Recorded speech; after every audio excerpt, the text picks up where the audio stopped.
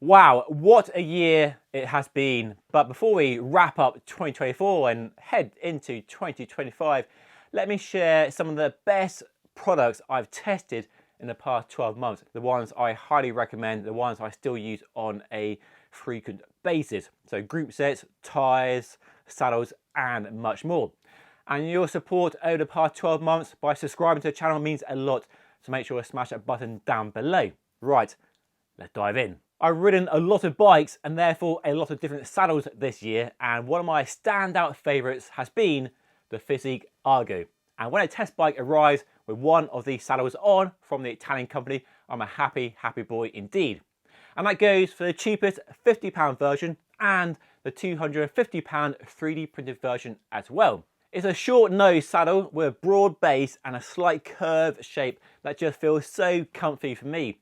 It's supportive when head down and going flat out fast, and also upright when you're doing a gravel adventure. There's a bit of flex in the base as well, which helps comfort too. If there's one criticism, is that there's far too many in the Physique range in the Argo category, but that does mean there's choice for everybody. There's even a gravel version as well. You can choose different rail materials, carbon, alloy, and opt for the fancy 3D printed version as well, which does offer a small uplift in comfort and definitely looks amazing. And I save your cash and buy a cheaper model and spend that money somewhere else on your bike. So a saddle I can highly recommend. I'd have this saddle on all my bikes regardless of the cheap or expensive version, and I'll be very happy indeed. And while saddles are subjective, we are all very different. I think the Argo hits a sweet spot of support and comfort and shape and everything you want in a saddle. There have been some interesting and exciting group set launches this year, from the mad expensive SRAM Red Access to the underwhelming Shimano GRX Di2 update in my opinion. But the ones that have impressed me the most include ones that don't cost a fortune, like 105 12-speed mechanical. Arguably, it's all any cyclist really needs, though most people really want a Dura-Race group set, right? But this offers most of the performance of Dura-Race, which you can't buy mechanical anymore, for a fraction of the price. And when they brought out 105 Di2 last year and we thought they were abandoning mechanical at a high level, they brought out 105 mechanical, thank goodness, updated to the latest 12-speed gear ratios and all the other improvements as well. But the same beautiful, light mechanical shifting that Shimano has absolutely nailed, and why it's criminal that you can no longer buy mechanical Dura-Race or Ultegra when it shifts as well as it does. But market forces and trends are going towards electronic and wireless being the future of mid to high-end bikes, because that's what people are buying, that's what people want to buy. If more people wanted mechanical than the comments down below will show later, we might have more high-end mechanical options. But if you want mechanical, Shimano right now, 12-speed 105 is an awesome group set. I've even seen a group set for less than £500 if you buy it on its own, or on a carbon road bike for as little as £1,750, such as a Boardman SLR 8.9 disc, which is a bit of a bargain. Won't stop people complaining about how expensive bikes are, they will it. But it's out there if you do want it. And you can see my review of the group set linked down below. While the group set battle is largely between Shimano and SRAM, we did see the arrival of a genuine threat in the shape of the brand new wheel top group set.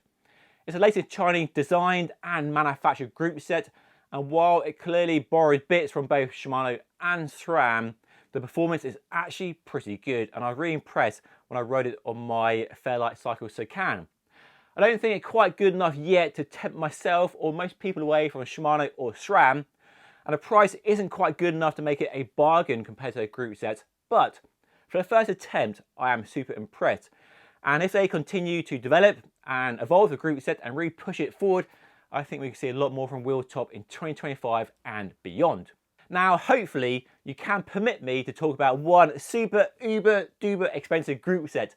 SRAM launched brand new red road and gravel bike group sets this year, and the biggest talking point for me are the brand new shifter hood ergonomics and a super light braking performance, which I personally feel has now finally surpassed Shimano after they've held the sort of top spot for a long time. And the new Explore gravel bike group set, which I've ridden a lot this year with 13-speed gears and direct mount derailleur, works brilliantly and flawlessly. And finally, one other group set that really impressed me this year for offering good value for money is a Microshift Sword 10-speed group set. Definitely worth a mention. I also put a group set on my Fairlight Sacan and was super impressed with the performance, which, considering it costs as little as £200, is pretty damn amazing.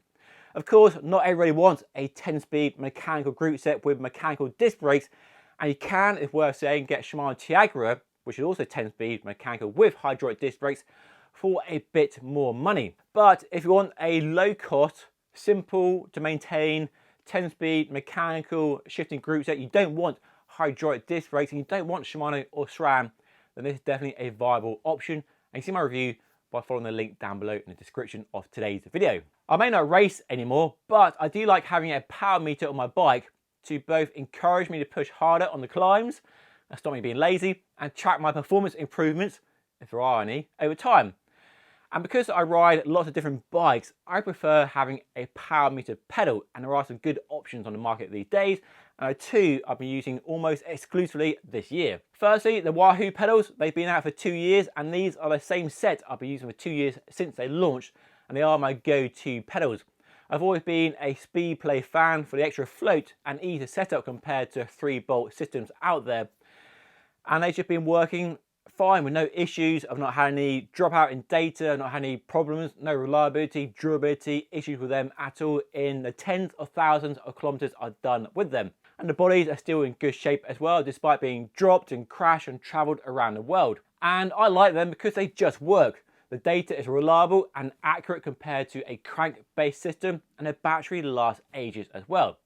Granted, they're not cheap for the dual side version, which is good for left-right balance, but the single side version does cost a lot less, and there are some discounts out there if you shop around. Next up, the Fefero Asiomo pedals have been great for off-road riding, gravel, mountain biking, all-road riding as well, where I prefer a mountain bike or a gravel shoe for walking around cafes and when you're not on the bike. And they are good value for money as well, and cheaper than offerings from other companies, and they've been reliable in my testing despite being smashed into rocks and dunked in rivers. And the power data is reliable and accurate and consistent compared to a crank-based system. I've used them for mountain biking, cyclocross racing, gravel adventures, bike packing, and all-road as well. So a really good pedal option if you want power, but you want the convenience, the walkability of a mountain bike or gravel shoe, which is just fine on an all-road bike as well. So you don't need to have a super stiff carbon race shoe with a slick sole that means you're slipping and sliding around a cafe, and these are a good option. They also look pretty cool as well, which I don't think is a bad thing. The Redshift suspension stem, despite all the usual 90s mountain bike jokes that the old guys like to trot out, has been massively popular on gravel bikes over the past few years. Just an easy way to add more comfort for a small cash outlay and a bit of extra weight. Now though, there's a new suspension stem king in the brand new USE Vibe from a small British company. Why it's taken them so long to join the party, I don't know, but the wait was worth it. It got straight to the top of my list for a suspension stem recommendation. It looks nicer to my eyes and is lighter than the Redshift and works in a very similar fashion, but the addition of 2 preload adjustment screws for compression and rebound externally, top and bottom, make it far easier to tune for your riding needs, and that for me is probably the big reason to buy this one over the Redshift. The only downside to this stem is there are only 2 length options, so some more length options hopefully added next year would be nice to see. So for me, a suspension stem, despite all the comments you might get about 90s mountain biking, is just a no-brainer for a bike packing trip. When you're spending 8-10 hours in the saddle, it's more comfort for your upper body and your arms not being battered around so much, and means you enjoy the adventure more than without it, in my opinion. And despite the move to bigger tyres on gravel bikes, you still get more comfort than the bigger tyres alone, and work really well with a big tyre. You get the best of both worlds, big tyre volume and that suspension stem working really well in perfect harmony. I love cameras nearly as much as bikes, and the latest Insta360 X4 has been a really fun camera to use this year. It's a 360-degree camera, so you get some really mad drone style shots on a selfie stick, and you can go bonkers creative as well with a range of accessories available for it. And the new stem mount makes it really cool for capturing riding shots as well, with the beauty being you can worry about framing the shot after you ride. Put it on the bike, And afterwards you can get the shot from ahead, from your body, whatever you want, side on, riders behind you. And then when you get home, the app does all the hard work for you. There's even AI that can deliver a nice montage of your riding adventure and then share it straight to social media. And using the camera is a breeze as well. You don't have to be a camera expert at all. The app does all the hard work for you. Just mount it on a bike, using that stem mount, on your helmet, on your body, press record, go and do your ride. And it's finally a resolution, 8K, that delivers sharp and clear footage that makes it even more satisfying and fun to use. So this year I was really surprised when Canyon launched a range of bike shoes, because honestly, I thought they might do their own carbon wheels before doing something like shoes. But I was very surprised at how good the shoes were and have been since the launch. There's no shortage of high quality shoes at all. Loads of good brands out there. But Canyon managed to come to market with a shoe with some really cool features, but ultimately the great comfort and performance combination we look for in a shoe. So for starters, they're lightweight and they're very stiff thanks to a nice carbon fiber sole. But for me, it's the way the closure system wraps around your foot and the two bow dials cinch in place. That's the best feature of these shoes. The real challenge for a race shoe, a shoe designed for high-end performance, is to be mega stiff and to stop your foot moving around, but doing that without putting extreme pressure across the top of your foot to keep your foot in place and not feel like you're really clamped into something uncomfortable and something you can't wear for more than a few miles. And there are lots of different approaches and systems out there, laces and bow dials and Velcro straps, and companies are constantly tweaking and refining and changing how they do this. But the Canyon approach does work extremely well.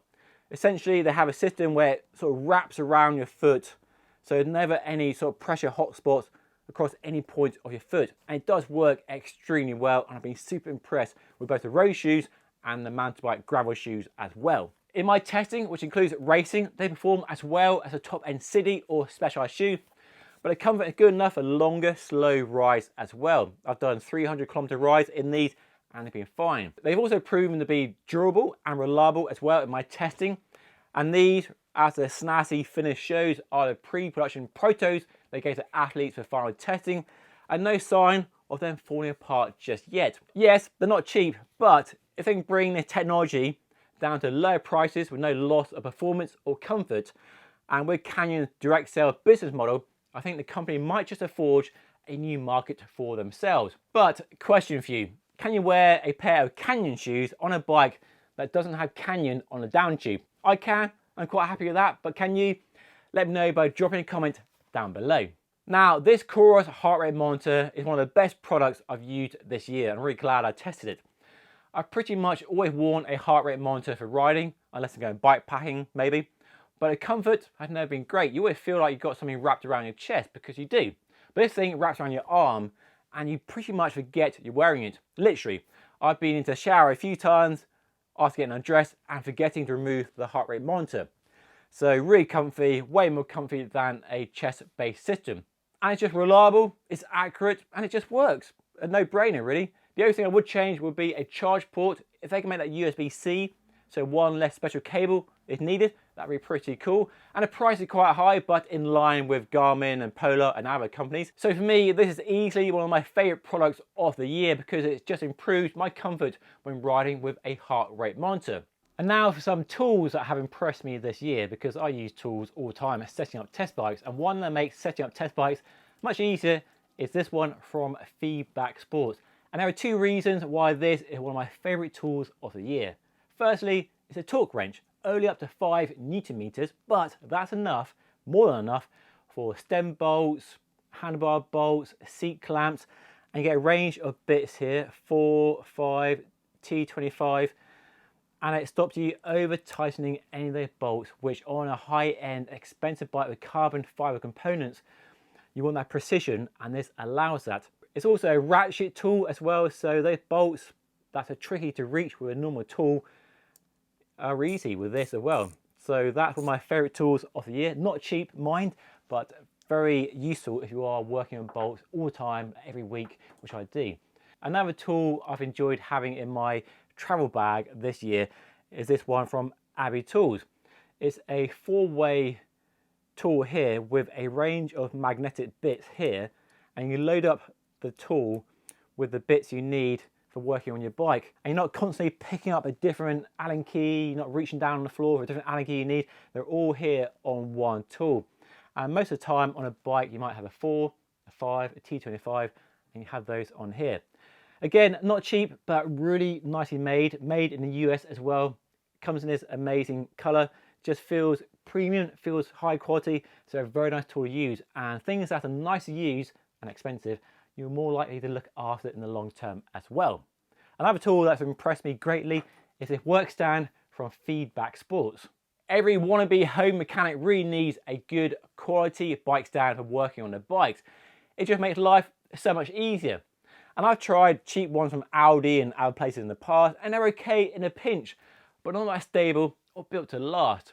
This Feedback stand though is sturdy and definitely built to last, but yeah, it's not cheap, it's quite pricey. But put it this way, you'll never buy another work stand ever again. So there's a regular version and this HD version, which is designed for heavy e-bikes up to 45 kilos, probably enough for my dog as well. It folds up pretty small for storage and portability, and the mechanisms, it's very easy to use and operate. You don't have to read the manual at all, and the clamp has a vice-like grip on the seat post. Even when removing the bottom bracket, the bike is firmly in place. I really like the quick release button on the clamp as well to instantly remove a bike in a second. So if you need a high quality work stand, I can highly recommend this one. It definitely improved how I work on my bikes at home and in my studio. And I can't see myself ever buying another work stand again because it's built to last. It's built like a tank. I've ridden lots of tyres this year, testing all manner of bikes from road to gravel and mountain bikes. And there are a couple that really stand out in the road and gravel categories. On the road, there are now some really good choices, and the bar has been raised very high indeed. The likes of Goodyear, Continental, Michelin and others making really good high quality tyres, tubeless and clincher. And if you are running tubeless, installation and setup is much easier than ever before. And no worries about the low pressure sealing of a hookless setup in my testing. But for me, the P0 from Pirelli has impressed me the most. I just like the combination of road feel, the grip in a range of conditions, dry and wet, the low rolling resistance and the good durability in my experience. And they seem, in my testing so far, to be a bit more puncture resistance than the GP5000, which is a great tyre and definitely a bit faster in rolling resistance tests, but isn't quite as durable in my experience. And there are two versions of the tyre too, the regular race and then the fancier RS, which is a lightweight tyre replacing the old SL and tests according to bicycle rolling resistance as well as the GP5000, but it's not as long lasting. So unless you're racing, I save the money and get the regular version, which also comes in a generous range of sizes, even up to 40mm. So that's my go-to road tyre for 28s, 30s and up to 40s. Just works really well. Very little to complain about other than the high price, but shop around, you can get some discounts on tyres all the time. Lots of gravel tyres this year as well, but I was very impressed with the revamped, refreshed Gravel King X1 from Panaracer. The original Gravel King was one of my first gravel tyres over 10 years ago, but the competition has really pushed them to the boundaries. There are loads of good options these days from lots of familiar brands, but the new X1 is a good comeback. And while finding a gravel tyre that's right for every course and all conditions and all riders is pretty tricky, this, in my opinion, is a good option for all but the muddier trails, even though it's not that bad in the mud. So pretty fast on the road, fast on hard-packed gravel, comes in good sizes, good durability and toughness, good puncture protection as well, easy to set up tubeless. For me, it's a really good choice these days. And while Panaracer, like I say, are falling from the spotlight, it's definitely worth reconsidering, definitely worth checking out because the changes and improvements definitely make this one of the best tyres in the gravel space right now. And there we go, just some of my favourite products of the past 12 months. And there are loads of others I wish I had time to mention because there are some good products this year that really stand out. So definitely worth watching this playlist here of some of my gear roundups of some of my favourite products I recommend and some that are worth avoiding by hitting that playlist right there. And if you haven't yet, if you haven't subscribed to the channel, hit that button right there. It really helps support the channel and means I make content like this on a regular basis. Anyway, that's all for today. Thank you so much for watching. I'll see you again very soon.